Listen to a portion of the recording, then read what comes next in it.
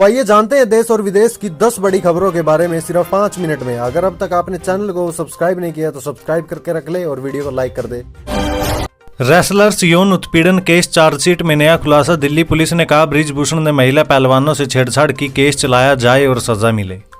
भारतीय कुश्ती संघ के पूर्व अध्यक्ष बृजभूषण शरण सिंह पर लगे यौन उत्पीड़न छेड़छाड़ के आरोपों में कोर्ट में दाखिल याचिका। दिल्ली पुलिस की चार्जशीट के कुछ चौंकाने वाले तथ्य सामने आए हैं। दिल्ली पुलिस ने अपनी चार्जशीट में कहा कि 6 रेसलर्स की शिकायतों की अब तक जांच के आधार पर WFI के पूर्व अध्यक्ष बृजभूषण शरण सिंह पर केस चलाया जा सकता है। यौन उत्पीड़न, छेड़छाड़ और पीछा करने जैसे अपराधों के लिए केस चलाए जाने और सजा के लिए हकदार है। मीडिया रिपोर्ट्स के अनुसार 13 जून की चार्जशीट में सेक्शन 506 आपराधिक धमकी, 354 महिला की गरिमा को ठेस पहुंचाना, 354A यौन उत्पीड़न और 354D पीछा करने लगाते हुए ये सब कहा गया है कि इस एक मामले में बृजभूषण की ओर से उत्पीड़न लगातार जारी था। मीडिया रिपोर्ट्स के अनुसार 13 जून की चार्जशीट में सेक्शन 506 आपराधिक धमकी, 354 महिला की गरिमा को ठेस पहुंचाना, 354A यौन उत्पीड़न और 354D पीछा करने लगाते हुए ये भी कहा गया है कि एक मामले बृजभूषण की ओर से उत्पीड़न जारी रहा था। दिल्ली की राउज एवेन्यू कोर्ट ने बृजभूषण और सेक्रेटरी विनोद तोमर को 18 जुलाई को कोर्ट में तलब किया है। इस पर बृजभूषण ने कहा कि वे कोर्ट के सामने पेश होंगे, उन्हें कोर्ट में पेश होने से कोई छूट नहीं चाहिए। बारिश का कहर, हिमाचल में 63 की मौत, यूपी से पंजाब तक मौसम का रौद्र रूप और दिल्ली भी हुआ जलमग्न।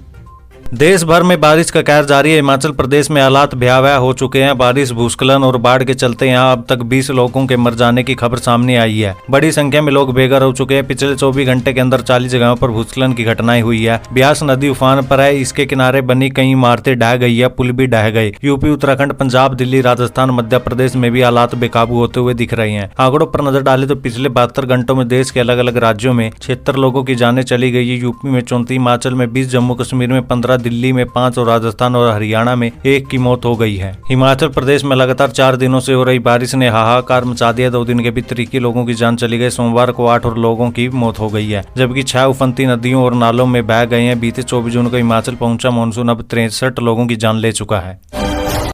जेल से बाहर आएंगे आसाराम। राजस्थान हाईकोर्ट ने पेरोल कमेटी को अर्जी पर पुनर्विचार का दिया निर्देश। अपनी शिष्या से बलात्कार के मामले में राजस्थान की जोधपुर जेल में सजा काट रहे स्वयंभू संत आसाराम को उसके अनुयायियों के लिए राहत भरी खबर है। राजस्थान हाईकोर्ट ने सोमवार को जोधपुर सेंट्रल जेल की पेरोल कमेटी को पेरोल नियम 1958 के तहत आसाराम के आवेदन पर पुनर्विचार करने का निर्देश दिया। जस्टिस विजय बिश्नोई और जस्टिस योगेंद्र कुमार पुरोहित की बेंच ने आसाराम के आवेदन को खारिज करने के लिए पेरोल कमेटी के फैसलों को रद्द कर दिया और 6 सप्ताह के भीतर इस पर नए सिरे से निर्णय लेने का निर्देश दिया। 81 वर्षीय आसाराम वर्तमान में 2013 में राजस्थान में अपने आश्रम में एक नाबालिग लड़की से बलात्कार के मामले में जोधपुर की जेल में बंद हैं। 20 दिनों की पेरोल की मांग करने वाले आसाराम के आवेदन को पहले जिला पेरोल सलाहकार कमेटी ने कहते हुए खारिज कर दिया था कि वे राजस्थान के कैदियों को पेरोल पर रिहाई नियम 2021 के तहत पेरोल का हकदार नहीं है। पेट्रोल डीजल पर भी लगेगा GST। CBIC चेयरमैन ने कह दी बड़ी बात, फॉर्मूला जानकर खुश हो जाएंगे आप।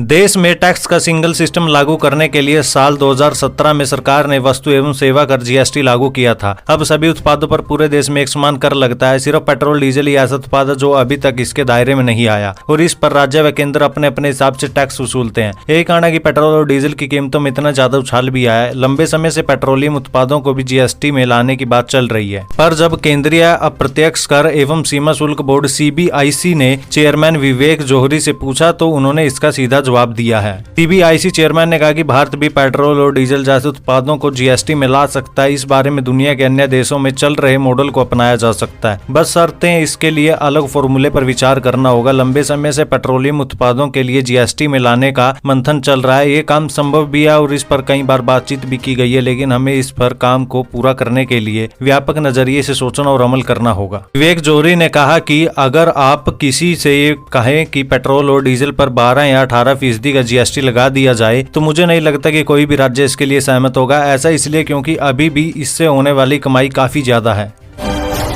आज सुप्रीम कोर्ट का अहम दिन, कई बड़े मामलों को लेकर होगी सुनवाई। देश का सर्वोच्च न्यायालय सप्ताह में 5 दिन नियमित काम करता है। सोमवार और शुक्रवार को सुप्रीम कोर्ट नई दाखिल याचिकाओं पर सुनवाई करता है, तो वहीं मंगलवार, बुधवार और गुरुवार को पुराने मामलों में सुनवाई होती है। इसी क्रम में आज का दिन कोर्ट में बेहद अहम रहने वाला है। कोर्ट आज के दिन कई बड़े मसलों में सुनवाई करेगा। इसमें ज्ञान व्यापी मामला, धारा 370 का मामला और मणिपुर हिंसा का मामला प्रमुख है। जानकारी के अनुसार ज्ञान व्यापी मामले और उपासना स्थल विधेयक को चुनौती देने वाली याचिकाओं पर चीफ जस्टिस की अगुवाई वाली पीठ सुनवाई करेगी। 3 जजों की पीठ में justice D Y Chandrachud, justice Pamidighantam, Sri Narasimha और जस्टिस मनोज मिश्र की पीठ इन सभी मामलों की सुनवाई करेगी। इसके साथ ही कथित शिवलिंग की कार्बन डेटिंग करवाए जाने की मांग वाली याचिका पर भी कोर्ट सुनवाई करेगा। इस मामले पर सुनवाई सुबह 10:30 बजे शुरू होगी। सहारनपुर में कावड़ यात्रा प्रबंधन में तैनात दारोगा और सिपाही निलंबित, एसएसपी का आदेश।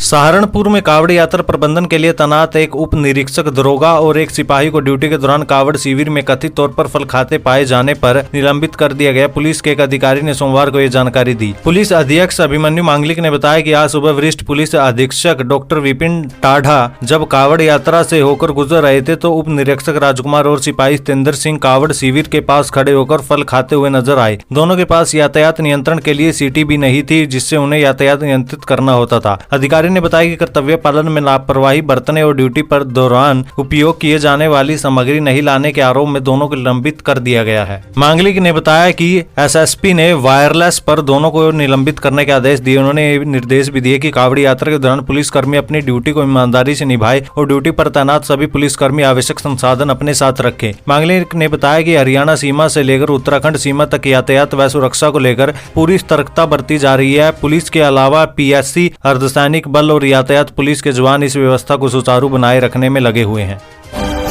किसानों के लिए बड़ी खबर, यूरिया पर सब्सिडी हुई जारी, अब इतने का मिलेगा बैग। कृषि उत्पादकता बढ़ाने में उर्वरकों की बड़ी भूमिका होती है। इनके इस्तेमाल से उपज बेहतर होती है और किसानों को ये लाभ होता है। महंगाई भी नियंत्रित रहती है और पूरे देश की खाद्य सुरक्षा भी सुनिश्चित होती है। इसे ध्यान में रख के केंद्र ने यूरिया पर सब्सिडी और 3 वर्ष तक जारी रखने का फैसला किया है। अगर आप बिना सब्सिडी के 45 ग्राम यूरिया को खरीदते हैं तो वो आपको 2450 रुपए का मिलता है। अगर आप सब्सिडी के साथ यूरिया को 45 ग्राम को खरीदते हैं तो वो आपको मात्र 266 रुपए में मिलता है। अगर आप डीएपी 50 किलोग्राम खरीदते हैं सब्सिडी के बिना तो वो आपको 4073 रुपए में पड़ता है और सब्सिडी के साथ 1350 रुपए में। अगर आप एनपीके 50 किलोग्राम खरीदते हैं बिना सब्सिडी के तो आपको 3291 रुपए का मिलता है और सब्सिडी के साथ आपको 1470 रुपए का मिलता है। अगर आप एमओपी 50 किलोग्राम खरीदते हैं बिना सब्सिडी के तो आपको 2654 रुपए का मिलता है। अगर आप सब्सिडी के साथ खरीदते हैं तो आपको 1700 रुपए का मिलता है।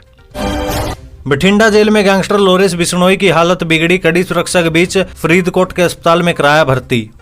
बठिंडा जेल में बंद गायक सिद्धू मूसेवाला हत्याकांड के मुख्य आरोपी गैंगस्टर लोरेंस बिश्नोई को बीती रात तबीयत बिगड़ने के कारण फरीदकोट के गुरु गोविंद सिंह मेडिकल कॉलेज व अस्पताल में दाखिल करवाया गया। वहां उनका इलाज चल रहा है। मिली जानकारी के अनुसार लोरेंस बिश्नोई को पिछले 5 दिनों से बुखार चढ़ रहा था और गत रात उसकी तबीयत बिगड़ गई, जिसके चलते उसे रात्रि लगभग 12:30 बजे फरीदकोट के गुरु गोविंद सिंह मेडिकल कॉलेज व अस्पताल में दाखिल करवाया गया। जीएमसीएच के मेडिकल सुपरिटेंडेंट डॉक्टर सिलेख मित्तल के अनुसार रात्रि जब लोरेंस बिश्नोई को अस्पताल लाया गया उस समय उसे 105 बुखार था। उन्हें बताया कि लोरेंस की हालत में अब पहले से कुछ सुधार है, बाकी टेस्ट की रिपोर्ट आने के पश्चात सही ट्रीटमेंट शुरू हो पाएगा। जीएमसीएच में दाखिल करवाए जाने के पश्चात आसपास सुरक्षा कड़ी कर दी गई है। लोरेंस को जान से मारने की धमकी मिलने के चलते पुलिस कोई जोखिम नहीं लेना चाहती थी और सिर्फ चुनिंदा लोगों को ही उनके आसपास रहने की इजाजत थी।